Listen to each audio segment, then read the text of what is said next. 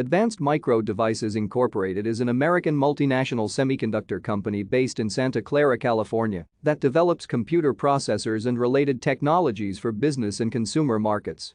While it initially manufactured its own processors, the company later outsourced its manufacturing, a practice known as going fabless, after GlobalFoundries was spun off in 2009.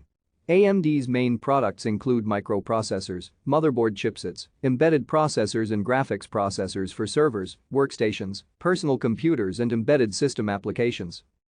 Advanced Micro Devices was formally incorporated by Jerry Sanders, along with 7 of his colleagues from Fairchild Semiconductor, on May 1, 1969.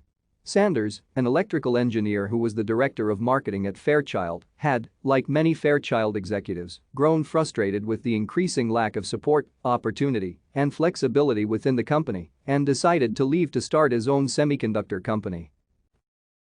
Thank you for watching. Like and subscribe if you would like to view more of our videos. Have a nice day.